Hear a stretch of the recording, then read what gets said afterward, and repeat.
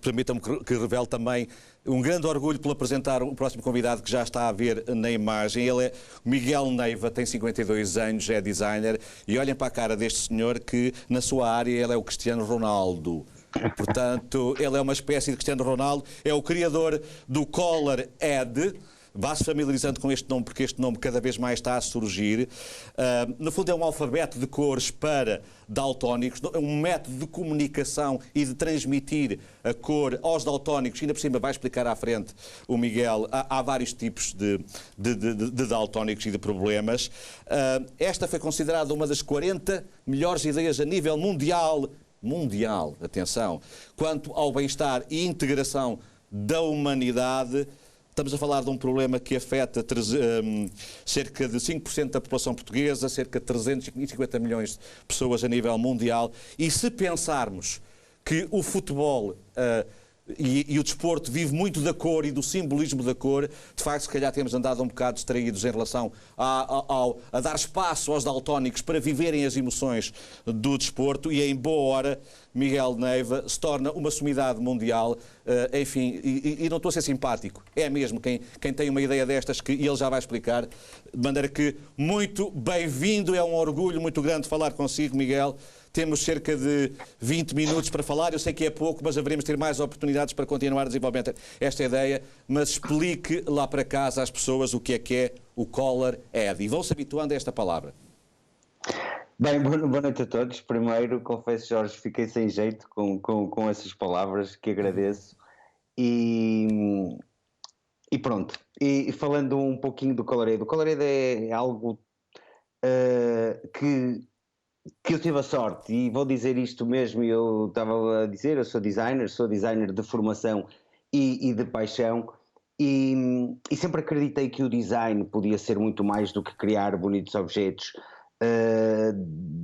No final do século passado, 1999 mais propriamente, voltei à universidade com uma vontade muito grande de transformar e de transportar todo o conceito do design, aquilo que é a forma adequada à função, em algo que se pudesse materializar numa solução que pudesse promover o bem comum, neste caso específico dos daltónicos. E de facto, quando comecei a pesquisar o que era daltonismo, muito ou pouco nada encontrei, com uma conotação até muito depreciativa, não claramente direcionada àquilo que é a limitação, mas um juízo de valor depreciativo, e estamos num canal de desporto, e isto mostra um pouco o estigma de que é esta questão do daltonismo. O que era daltónico? Daltónico era um árbitro que não marcava um penalti, ou seja, a sociedade fazia um juízo de valor completamente depreciativo daquilo que é uma limitação que afeta 350 milhões de pessoas no mundo, que não há noção disso, porque o daltonismo não é identificado, o daltónico não tem escrito na testa eu sou daltónico, e então o processo tornou-se muito aliciante.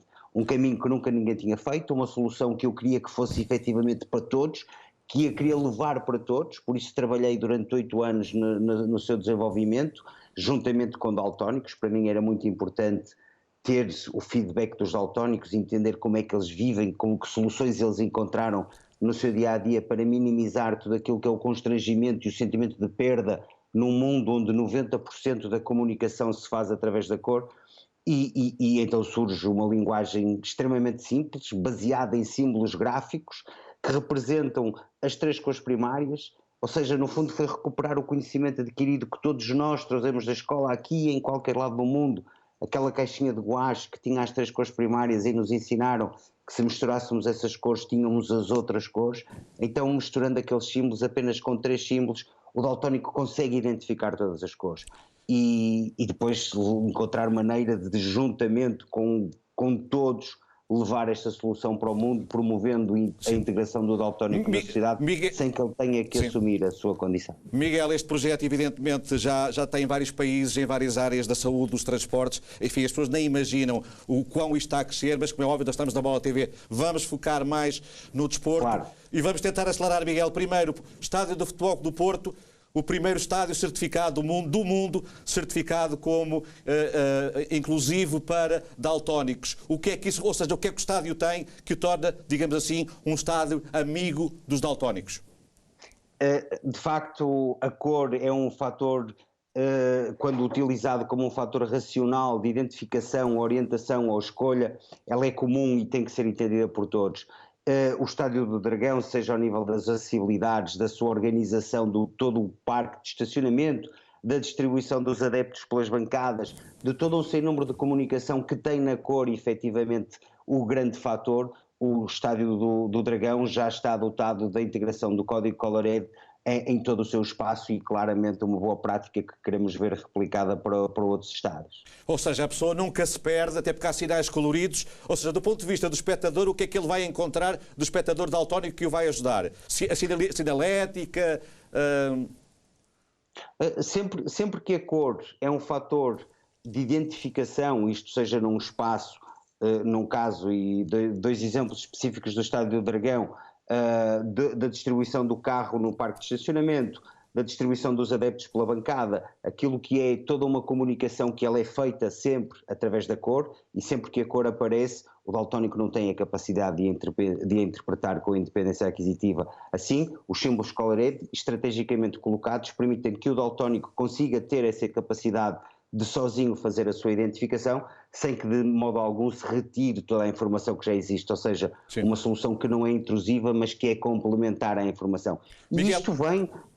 Desculpe? Não, força, conclui, Miguel, já volto. Isto vem já de experiências que foram realizadas ao nível da Taça da Liga, juntamente com a Liga Portugal, em que se testou isto na bilhética e uma série de ações que se foram provando a eficácia desta solução, e uma solução, como dizia eu, não intrusiva, mas que complementa aquilo que é, e ainda mais hoje com o futebol cheio de turistas, cheio de pessoas de vários países, em que precisam de ver e de sentir o conforto daquilo que é o poderem se movimentar com toda a autonomia dentro daquilo que é a organização do evento. Para quando outros estádios, nomeadamente eu imagino agora os adeptos do Sporting e do Benfica, que também são daltónicos, e a perguntar, então e para quando o estádio de Alvalade e da Luz, por exemplo, e outros, como é óbvio? Isso é um bom desafio, e deixo aqui já o desafio, já o temos preparado, aguardamos só que os clubes nos contactem, porque temos preparada toda uma solução, todo aquilo que chamamos um levantamento de necessidades e que prova e comprova a pertinência desta solução e a eficácia desta solução naquilo que é a promoção de mais acessibilidades e mais inclusão para todos. Miguel, estatisticamente, 1 em cada 12 homens sofre de algum grau de daltonismo, ao contrário das mulheres, que é 1 para 200, mas isto tem a ver com o cromossoma X, evidentemente é uma doença que afeta mais, uma limitação que afeta mais os homens do que as mulheres, o que, segundo a estatística, com plantéis à volta de 25, 30, estatisticamente, como é óbvio, 2 jogadores em cada plantel são daltónicos. A minha dúvida é, das buscas que tu fizeste, que realidade é esta do jogador daltónico, que não se costuma assumir? Que histórias é que tu sabes disso e que, no fundo, que respostas é que tu podes dar, nomeadamente identificar a cor da bola, identificar a cor das camisolas, que dificuldades é que eles sentem e que respostas é que este projeto pode dar? Bem, de facto o Colored, enquanto uma linguagem gráfica, não é solução para tudo. Mas, no entanto, aquilo que foi o trazer o tema do daltonismo à ordem do dia, já se conseguiu criar awareness, trazer este tema à ordem do dia e, com isso, criar condições em termos de jogo, não só no adepto, mas também nos praticantes, aquilo que sejam soluções que os permitem o usufruto pleno da atividade. E há vários exemplos, há vários jogadores daltónicos, há vários jogadores daltónicos que não assumem, e eu entendo perfeitamente, e eu trabalhei durante anos e anos com daltónicos e percebo aquilo que é o constrangimento de ter que assumir uma condição e depois todo o juízo de valor depreciativo que surge à volta disso. Mas, de facto, o trazer o tema à ordem do dia permitiu, e isto, uma história que não posso deixar de referir, em que a solução que eu criei não era a solução, porque não faria sentido, mas conseguiu-se, através de uma explanação que se fez na altura à Liga de Clubes, juntamente com jornalistas e com depoimentos de daltónicos, provar que uma bola Jabulani que estava prevista para a época de 2011 iria ser confundida com a relva, iria criar uma série de constrangimentos aos jogadores e até mesmo aos adeptos de verem as bolas. Por isso, procurar o mais possível criar soluções que permitam que todos consigam usufruir em pleno do jogo, na sua condição de espectador, de jogador e até se calhar mesmo de árbitros, mas tornar que isto seja acessível para todos. E desde aí, desde 2011, que vem sendo recorrente a preocupação da questão do daltonismo no desporto, inclusivamente já faz parte da agenda da UEFA, tudo isto ao nível das acessibilidades e um trabalho que vemos fazendo com a Liga e com clubes, de maneira a que a coisa funcione e que seja replicada esta boa prática para outros países também. Olha, Miguel, estavas a falar dessa bola laranja e estávamos a lembrar de um guarda-redes que teve no Benfica, o espanhol, que eu agora tive uma branca, ajuda-me André. O Roberto. E que realmente, na altura começou quando chegou ao Benfica, por sofrer alguns francos e toda a gente ficou a olhar, e se calhar há uma explicação para isso, gostava de ouvir da tua boca, e a questão do Petit, esse sim assumiu-se como daltónico e que quando foi para o Colónia viu-se desejoso por ser daltónico. Sim, eu sempre tive a preocupação e seguramente o vão entender de preservar o mais possível a identidade do daltónico, porque de facto este trabalho é para lhe melhorar a integração numa sociedade sem ter que o assumir essa condição. Mas falaste em dois exemplos que são histórias muito curiosas. O caso do Petit, um jogador que passou por grandes clubes cá em Portugal e lá fora, internacional português, que assumiu o seu daltonismo depois de terminar a carreira enquanto jogador, e uma vez num programa de televisão dizia ele que teve uma dificuldade enorme enquanto daltónico, precisamente quando foi jogar para o Colónia, ou seja, um país de uma língua difícil, a Alemanha, com a maior parte dos jogadores, dizia ele, polacos, que jogavam no Colónia, e em situações de treino, e muita dificuldade. Porquê? Porque confundia os coletes com que trabalhavam as movimentações ofensivas e defensivas. Petit, um jogador de meio campo, a dificuldade de interpretar a quem poderia passar e com quem poderia ter que disputar determinados lances, os próprios mecos com que os treinadores põem em situações de treino, e a dificuldade que ele tinha em poder partilhar toda essa experiência tática e de jogo, e o facto de ser daltónico dificilmente o poderia, ou o assumindo, dificilmente lhe trazia benefícios. A questão do Roberto e tudo isto, esta questão da bola, surge também muito fruto de um jogo que o Benfica faz na pré-época pós-campeonato do mundo da África do Sul, que foi jogado com a tal bola Jabulani, e que na época seguinte a Liga iria fazê-la com essa bola Jabulani, mas de cor laranja. Há um jogo de pré-época em que o Benfica joga com o Sion e que perde por 2-1, sendo que o gol do Benfica, tenho de memória, foi marcado pelo Aimar, mas o que ficou marcado desse jogo foram aqueles 2 frangos, como dizias e usando as tuas palavras, do Roberto, e que despolutou muito também esta questão que era a capacidade e a interpretação na velocidade de um jogo, de um guarda-redes ou de um qualquer jogador daltónico, de ter a capacidade de ver a bola, e depois todo esse trabalho foi feita esta explanação. Curiosamente, e se me permites, nessa altura achei por bem, e num trabalho que estávamos a fazer de investigação de tudo isso, de contactar daltónicos e perceber até que ponto a dificuldade de ver a bola existia, porque existem vários graus de daltonismo, inclusivamente daltónicos que veem a preto e branco, há pessoas que nascem a ver a preto e branco, não existe cura ao daltonismo, há vários graus, mas contactamos um daltónico de uma associação que havia na Catalunha, que se chamava, e só para perceberem o estigma, daltónicos não anónimos, ou seja, o assumir a condição, e dizia-nos ele todo contente. Quem ganhou esse campeonato do mundo em África do Sul foi a Espanha, se bem se recordam. E agora pergunto, com quem é que foi que jogaram essa final? Aqui o André Pipa, que está em estúdio, em 2010, do Mundial. Mundial, a final? Sim. Espanha-Holanda. Espanha-Holanda. E qual é a cor da camisola da Holanda? Laranja. Laranja.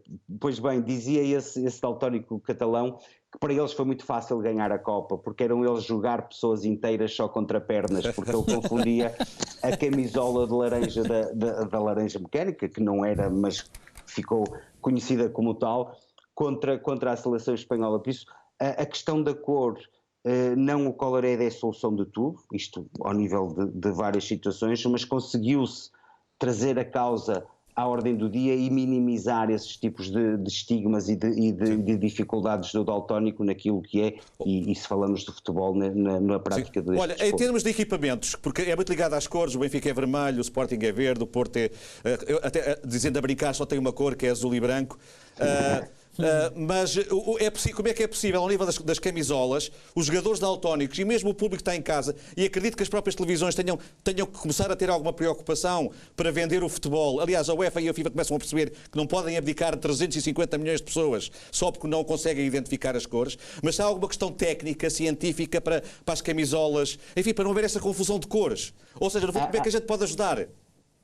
Assim, há uma preocupação, isso é muito interessante de ver, e o mundo hoje tem que ser sensível a estas questões da inclusão, e não só àquilo que vê, às limitações que vê. Já é possível, já se houve jogos com audiodescrição, que é uma coisa incrível, pessoas que não podem ver o jogo, há quem faça relatos de audiodescrição, que é um relato bastante mais pormenorizado daquilo que é o comum relato que nós ouvimos na rádio.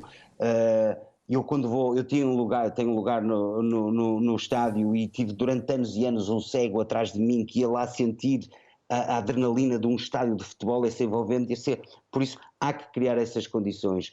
E é muito curioso, e todo este awareness criado à volta da questão do daltonismo e a sensibilidade que a UEFA tem relativamente a isso. Aliás, quando introduzimos o Colored na Final Four da Taça da Liga, desafiámos a UEFA a vir ao Algarve, porque foi na altura jogado no Algarve, ver aquilo que se estava a fazer, e foi interessantíssimo ver a sensibilidade com que a UEFA teve, e todas as entidades ligadas à questão das acessibilidades dentro desse meio deram a esta causa.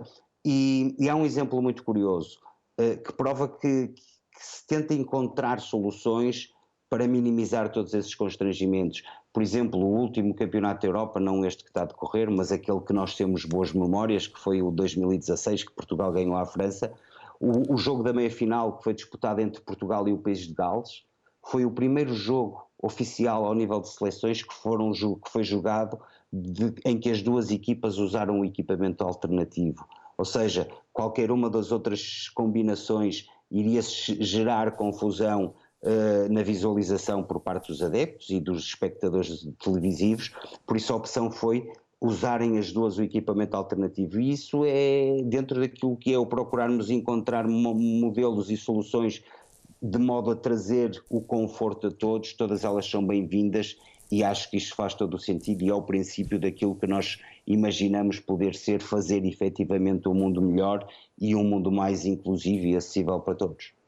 Muito bem, este é o caminho, Miguel. Eu agradeço-te imenso. Estamos a chegar ao fim do programa, e eu volto a reiterar, não estou a ser simpático, porque nós temos que reconhecer o que de bom se faz em Portugal. Estamos a falar, foi em Portugal que nasceu este projeto. É um projeto que está a ganhar um caráter universal, absolutamente pioneiro. É uma linguagem comum a todos a todos os daltónicos, a 350 milhões de falantes, entre aspas, desta linguagem, digamos assim, se é que me façam entender. E, portanto, Miguel, bem-ajas, em boa hora, e, enfim, és o nosso Cristiano Ronaldo nesta questão dos daltonismos, que, inclusivamente, não és daltónico, e dou 30 segundos para explicar. 30 segundos, não tenho mais, porque as pessoas pensam que tu és daltónico. De facto, e essa pergunta, e eu digo sempre isso, é uma pergunta muito recorrente, porque como é que eu se dediquei 8 anos da minha vida a procurar uma solução, e há 20 anos que estou dedicado a esta questão, como é que eu fiz isso não sendo daltónico? De facto, eu não sou daltónico, e acho que o facto de eu não ser daltónico fez com que este projeto tenha ganho, ou esta solução tenha ganho a dimensão que ganhou.